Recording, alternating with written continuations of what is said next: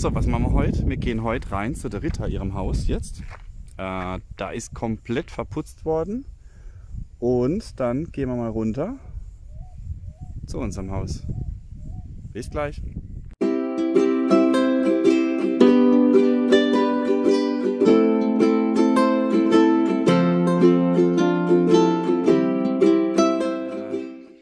Möchte ich noch ganz kurz was sagen. Und zwar ja, Thema Spende etc. Ja, wir spenden noch weiterhin. Wir machen das nur nicht mehr so publik auf dem YouTube-Kanal. Also wir haben jetzt zum Beispiel 100 Bäume gespendet der Municipalität. Narrativos, also einheimische Pflanzen, verschiedene. Da zeige ich gerade mal kurz ein Video. So, heute haben wir die Bäume gespendet der Municipalität. Und es sind verschiedene. Also insgesamt 100 Bäume haben wir gespendet. Und die werden jetzt hier im Park Ökologia, werden die jetzt dann verteilt. Ja. Und sind auch so noch unterwegs, das heißt, wir bekommen jetzt bald einen Container. Und ich möchte mich ganz, ganz herzlich bedanken für die, ja, für die Kleiderkartons. Die sind angekommen in München bei unserem Freund, beim Olli. Und die wäre jetzt dann verteilt hier bei uns im Barrio San Juan. Das heißt, jetzt steht ja bald unseren Winter an. Und dann haben die Kinder anständige Kleidung. Ich weiß so, letzter Winter, es war ja so eiskalt, wo ich in der Costanera war. Und habe dann die Kinder gesehen, gerade auf der Straße mit Barfuß, also mit Flipflops und barfüßig, nennt man es so, oder irgendwas, oder zu eine Schuhe. Und wir machen ganz, ganz viel im Hintergrund. Das heißt, wenn ihr auch Bock habt zur Spende, könnt ihr das machen über PayPal. Oder, also sämtliche Einnahmen auch vom YouTube-Kanal, das sind ja, wir kriegen pro Video $2 ungefähr. Das wird alles genutzt, um dann zu spenden. Ihr könnt auch über PayPal uns was geben oder was spenden und wir dokumentieren alles mit ja, per Video, per Foto, zeige, dass euer Geld angekommen ist und zeige, wo es dann verwendet wird. Auch unterstützen wir jetzt weiterhin die Indianerkinder und die Familie. Das heißt, wir fahren im Barrio, sind ein paar Häuser, die haben kein Bett, also keine Matratze. Da wollen wir dann Matratze kaufen und die Häuser dann mit einer Matratze ausstatten. Es ist weiterhin möglich, uns Sachspende zu geben. Das heißt, habt ihr Spielsachen für Kinder, habt ihr Kinderkleidung, packt sie in eine Karton rein, schickt es nach München, wenn das Porto für euch zu teuer ist, nehmt mit mir Kontakt auf oder mit uns, wir zahlen dann das Porto und wir gucken dann, wie gesagt, wir warten dann immer, bis wir einen Container haben und dann wird es eingeladen, dann hier rüber verschifft und dann wird es verteilt. Die Papageien. So, buenas, heute haben wir Freitag. Jetzt muss ich kurz überlegen. 10. März. Und es wäre die Türrahmen gerade eingesetzt oder sind eingesetzt worden. Ich gehe gerade mal ran. Hier und es wird innen drin verputzt. Ich laufe gerade mal außen rum. So. Oh ja. So, jetzt gucken wir gerade mal rein. So sieht das Ganze aus. Natürlich wird es noch sauber gemacht alles, das ganze Holz. Es trocknet jetzt alles. Hugo. So, und das sind die Holztüre. Wir haben uns für Holztüre entschieden. Und die wäre dann festgemacht. Es sind dann Schrauben dran. 3 auf jeder Seite und geht dann ins Mauerwerk rein. Ja, und das ist das Schlafzimmer dann von der Omirita. Die nehmen dann ein Schmirgelpapier und tun dann das Ganze nochmal abschmirgeln. Dann gibt es also Struktur und dann wird das Ganze gestrichen. Genau. Da kommt eine Schiebetüre hin und hier die ganz normale Türe dann zum Bad. Das ist der Stand. Dann gucken wir morgen nochmal vorbei. Und hier wird vorbereitet. Am Montag machen sie die Bodenplatte bei uns am Haus. Bis dann. Heute haben wir Samstag.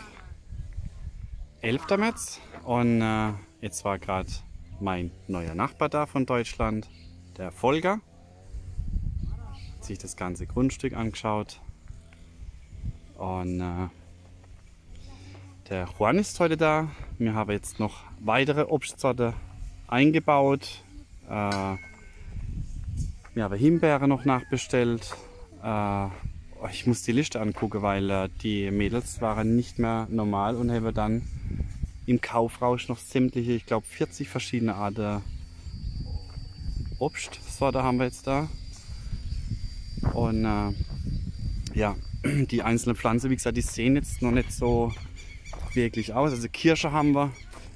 Wie gesagt, ich muss jedes dokumentieren. Hier haben wir da vorne, ich glaube, das müsste Zitrone, Orange, da vorne sind Orange, Avocado haben wir.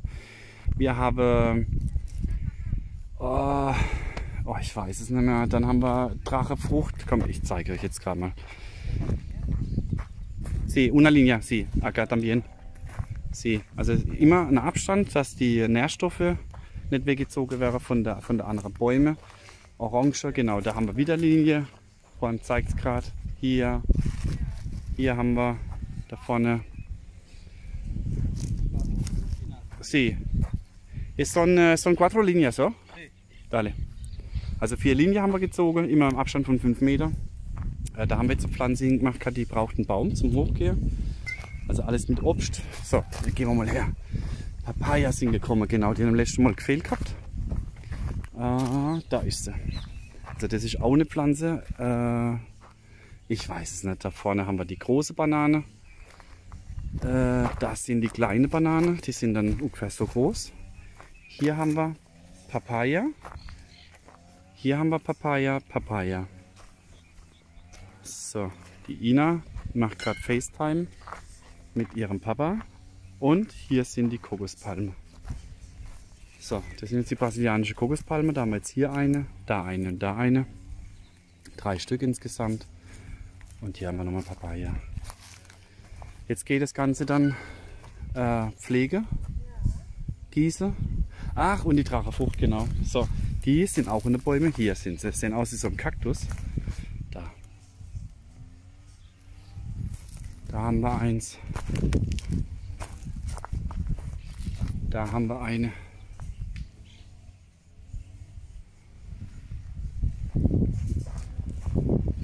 So, da ist auch eins reinkommen. Für mich muss ich ganz ehrlich gestehen, die Obstbäume, das ist für mich alles Neuland. Wir haben eine App. Ich schreibe mal den Namen und ich gucke mal, ob ich die Verlinkung kriege. Man geht her, fotografiert jetzt zum Beispiel ein Blatt ab oder den Baumstamm und dann erkennt die App, um welche Pflanze es sich handelt. Und dann mache ich mir mal die Arbeit und gehe jede Pflanze durch und dann kann ich was dazu sagen. So, und wo haben wir? Ja, da haben wir auch noch mal eine. Genau. Dann haben wir die Jungs da drüber, die mähen heute. Es ist so,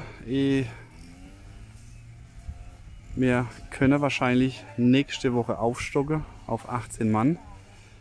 Und die machen jetzt alles sauber, weil der Michel ihre Casa Mimi wird dann auch demnächst angefangen zu bauen und wir fangen dann mit dem Feriendorf an, da drüben. Wie gesagt, Montag, Dienstag müssen wir endlich die Genehmigungen bekommen. Und dann können wir anfangen. Guten Morgen. Heute haben wir Samstag. Wissen wir nicht, der wievielte. Auf jeden Fall, wir fahren raus ins Grundstück.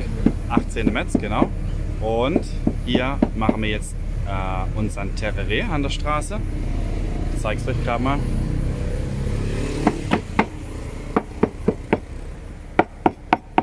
Wäre jetzt die Kräuter wäre jetzt zerkleinert. Dann kommen sie da rein.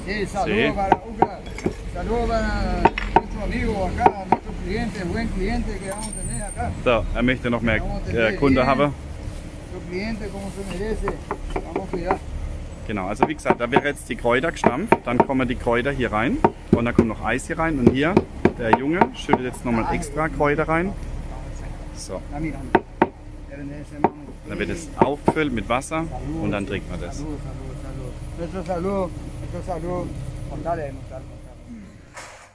Ja, am letzten Video habe ich leider nicht reden können, wegen Urheberrechte, beziehungsweise ich habe geredet, aber der Radio war so laut und dann habe ich Meldung gekriegt von YouTube, dass eben die Urheberrechte ja, verletzt worden sind. Deswegen habe ich es dann stumm geschaltet. Hier wird fleißig weiterhin verputzt. Also wie gesagt, wir haben immer noch Samstag, der 18. März. Und die Jungs machen das richtig, richtig gut.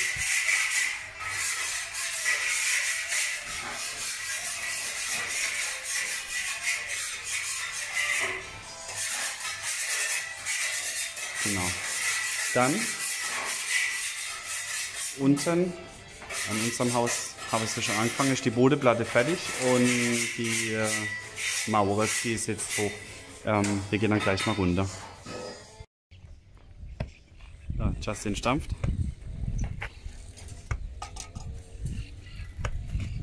Un poquito más fuerte.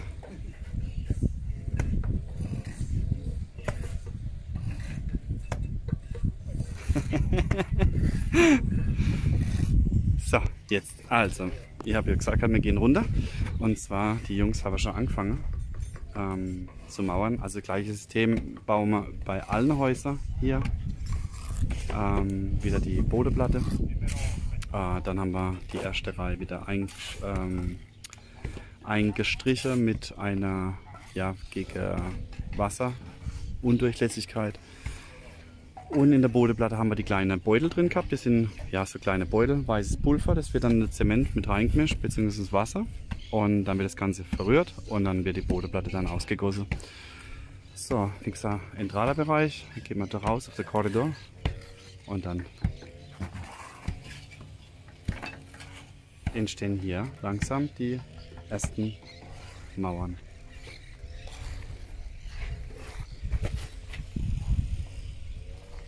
Bien. Justin, ¿listo? ¿Terminar?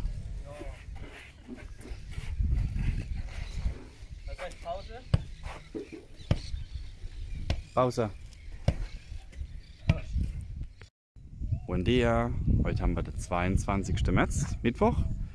Und wir sind jetzt gerade da, weil wir jetzt schon die Nachricht erhalten haben, dass Casa Familia ziemlich hochgemauert wurde.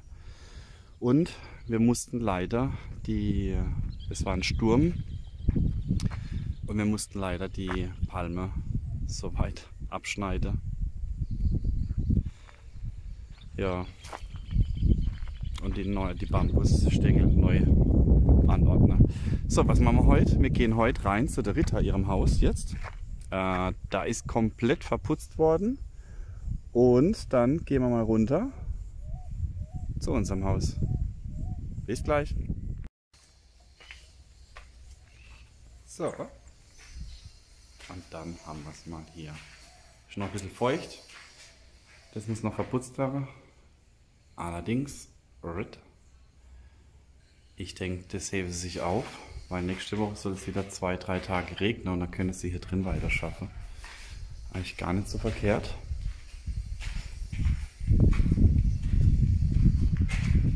Ja, so sieht das aus. Dann gehen wir mal runter.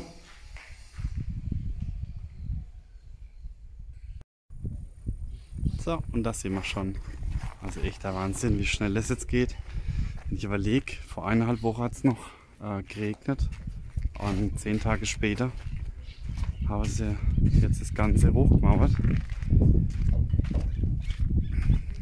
So, gleiche Bauweise wie im Casa Rita. Da kommt dann die Küche hin, Hauswirtschaftsraum und Technikraum, Sala-Bereich und also Wohnzimmer, Entschuldigung, ich rede Spanisch, Wohnzimmerbereich und Esszimmer. Und da haben wir hier die 2 Kinderzimmer, wo der Cäsar ist. Da geht es raus zur Terrasse, Officina, also das Büro. Und das sind die Kinderzimmer. Está bien. Kind Nummer 1. Dann haben wir Kind Nummer 2. Dann haben wir das Bad für die Jungs und für die Gäste. Dann gehen wir hier rein. ein Schlafzimmer, dann haben wir hier den begehbaren Kleiderschrank. Hier kommt die Dusche hin. Bei der Dusche haben wir ja gesagt, mit dem Fenster. Allerdings bin ich da missverstanden worden. Also es wird noch größer gemacht. Das heißt, das Fenster fängt dann hier vorne an. Ist dann 1,20 m lang und 40 cm hoch. Hier kommt eine Glasfront rein. Und ja, und dann haben wir hier das Schlafzimmer, dann mit Ausgang wieder zur Terrasse. Und auch hier ein Fenster. Das heißt, dass man, wenn man im Bett liegt, auch wieder dann direkt, das ist ein bisschen trüb heute Morgen, dann Posadas und die La Isla Medio sehen. So sieht es ungefähr aus. Ja.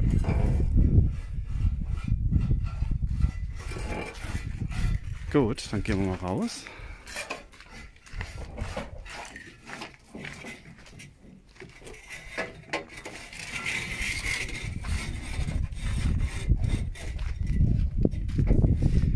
Genau, was ich noch sagen wollte, die Höhe von der niedrigste Punkt von der Wände sind wir hier bei 2,65 Meter. Wir sind ein bisschen kleiner oder niedriger wie bei der Ritter. Und hier kommt dann später auch eine Glasfront hin, wo man dann aufmachen kann. Und dann hat man eigentlich eine verlängerte Terrasse. Und ich freue mich jetzt, die nächsten 4 Genehmigungen zu holen am Freitag. Und wir werden dann nächste Woche, jetzt gerade mit Hugo gesprochen hat, nächste Woche wird parallel dann im Feriendorf auch schon angefangen. Ich melde mich gleich nochmal. Es sieht so trostlos aus, die Palme. Aber sie kommen, ich weiß es. Aber die sind teilweise wirklich, ja, da war der Bambus dann umgeknickt oder weggestanden und hat dann natürlich die Pflanze mitgezogen, den dann teilweise so einen Knick bekommen. Aber so wie ich das Ganze sehe, ist alles gut, weil die Treibe ist schon wieder neu. Zum Beispiel hier. Das ist jetzt ein neues Blatt, das war jetzt letzte Woche noch nicht da. Ja, so ist's. Dass wir Wind haben, das war uns klar. Wir mögen den Wind. Kann er richtig stark werden, der Wind. Jetzt sind es lauter Pfosten. Naja, 2-3 Wochen und die Palmenblätter kommen richtig gut raus. Und dann sieht es auch wieder ganz, ganz toll aus. Jo, da vorne ist der Juan. Ich rede jetzt kurz mit Juan. Und im nächsten Video erkläre ich euch dann einmal was zu einer Pflanze. Weil die Dame habe ja meint, sie müsse nachbestellen. Und Entschuldigung, Frosch im Hals. Und dann erkläre ich das im nächsten Video. Dann sehen wir einen Wahnsinnsfortschritt wahrscheinlich auch vom Casa Familia. Ja, die Ina macht sauber mit der Ritter, die räumen Müll weg. Gut. Der Juan ist ja da und wir machen hier einen Rasenweg rein. Also der geht später da rein, was dann die, ja, jetzt haben wir da, wo man anpflanzen, Manioka, Kartoffeln und so weiter. Hier trennt der Weg dann zu den Früchten. Und es gibt einen Rasenweg, der geht dann bis davor, da wollen wir dann noch so ein landwirtschaftliches Gebäude hinmachen. Und dann kommen ja links dann die Hühner hin, da wo aktuell noch das Holz liegt, das müssen wir jetzt umsetzen. Und hier wird dann alles vorbereitet, wird dann ewig gemacht, die Wurzel rausgemacht. ¿Cuántos metros, Juan? 40. 40 por 4 metros, ¿verdad? Sí, 40 por 4. Also 40 Meter Länge und 4 Meter Breite. Und dann machen wir jetzt einfach Rasen rein. Also wie gesagt, der Untergrund, der Boden wird jetzt dann nivelliert. Dann machen wir Rasen rein. Dann kann es anwachsen und dann kommt hier ein landwirtschaftliches Gebäude, wo man dann ja, Werkbank habe im Außenbereich, Innenbereich dann Tiefkühltruhe, wo man dann einfach so Lebensmittel, wo man dann Obst einmachen können und so weiter. Das ist jetzt der nächste Step. Ich bin immer noch nicht fertig mit den Hölzern. Ich habe momentan so viel zu tun. Es ist der Wahnsinn. Ich hoffe, dass ich demnächst mal fertig wäre, weil dann wollen wir hier dann, also ich wollte jetzt langsam den Bereich hier fertig machen. Dann hier fertig machen und dann hier. Das heißt, wir sind da komplett fertig. Im Waldstück wollen wir jetzt dann Rasen einsetzen, da sich jetzt das Ganze angeschaut. Wir hoffen, also wir nehmen auch den breiten paraguayischen Rasen. Also so, was heißt paraguayische? So man kennt eigentlich aus Lateinamerika, gibt es ja in Kuba oder auf der Domrep. Und warum? Weil er ist unheimlich robust. Wir haben das letztes Jahr im Sommer gesehen gehabt, wo wir den El Niño gehabt haben. Es war ein sehr heißer Sommer. Er ist zwar dann braun geworden, später braun geworden, wie manch Raser, also der normale. Aber es hat einmal geregnet und er ist wieder ratzfatz da gewesen. Deswegen man gesagt hat, wir nehmen diesen Rasern. Genau, war ich stehen geblieben? Genau, dann haben wir da drüber das Waldstück eigentlich soweit fertig. Da muss man jetzt auch noch ein bisschen aufräumen. Da liegt auch noch das Holz jetzt rum und die umgestürzten Bäume noch wegmachen. Ja, und dann haben wir hier oben eigentlich komplett alles fertig. Casa Rita, genau, ist in einer Woche innen drin komplett fertig. Und dann wird die Sickergrube erstellt und außenrum verputzt und die Fenster und so weiter. Und dann wird mit Vlies angefangen. Parallel, ihr seht es, das ist die Arbeit von tatsächlich, also rein Mauerwerk von nicht mal 10 Tagen. Es ist der Wahnsinn. Ich denke, wir sind Ende nächster Woche fertig mit der, mit der Maurerarbeit und bereit dann zum Aufschlagen vom Dach. Aktuell müssen wir warten. Das Holz, es wurde bestellt, aber es ist momentan nichts da. Genau. Und deswegen ist es wichtig halt, dass man die anderen Genehmigungen jetzt habe, dass man halt, wie gesagt, parallel, wenn irgendwas fehlt, dann unter anfangen können im Feriendorf. Grundstück wurde gemäht am Wochenende noch einmal, wurde sauber gemacht und ja, so dass wir jetzt dann anfangen können. Ich habe momentan, warte, ich drehe die Kamera, momentan so viel um die Ohren, so viel im Kopf. Muss jetzt einmal am Wochenende ein bisschen langsamer machen. Anspannung, Entspannung, aber mega, wie viel, ja, dass es richtig vorwärts geht, richtig toll. Und die Drohne geht wieder. Die Drohne wurde repariert, genau. Ich habe sie wieder, also die Drohne, und ich nehme sie am nächsten Mal mit, wenn ich da bin. Und dann lasse ich nochmal die Drohne fliegen. Also, machen wir Zusammenfassung nochmal zum Schluss. Der vordere Bereich vom Eingangsbereich wird jetzt angelegt, das heißt mit Rasen am Waldstück, mit dem Eingang, dann das Holz wegmachen, damit wir hier ein Gartenstück haben, Obstbäume, Sitze.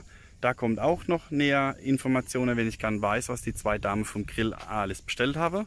Darf nicht so laut reden.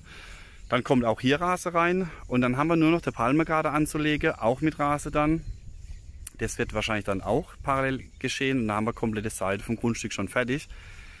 Und wenn wir dann die 4 Genehmigungen haben, dann wäre weitere 4 Häuser nochmal gebaut. Das heißt, kommen dann Casa Mimi und 3 Casas vom Feriendorf. Das ist so der Plan. Alles weitere, wenn wir dann die Grundstücke gestalten, ich denke, das ist erst im Spätjahr. Also wir wollen jetzt wirklich die Häuser fertig werden, dass wir einziehen können und dass wir die ersten Gäste empfangen können. Und dann wird alles parallel noch die Außenanlage noch dann erstellt. Viel geredet heute im Video. Ich traue mir schon gar nicht, die Übersetzungen zu machen, weil die Übersetzungen, ich rede ja Dialekt und YouTube-Übersetzer hat ein Problem damit, meine Worte richtig zu übersetzen. Das heißt, ich muss das alles nochmal manuell dann eingeben und das ist die echt üble Arbeit, wenn man ein Video mache, das Ganze nochmal zu korrigieren. Gut, mega viel Vögel, neue Vögel sind wieder da. Ich habe Nester gebaut auf unserem Grundstück, das auch noch zur Information. Es wird immer voller mit den Vögeln, ganz, ganz toll. Ja, Thema Vögel. Ich fliege jetzt weg, wünsche euch eine schöne Woche, bis zum nächsten Video. Ciao, ciao.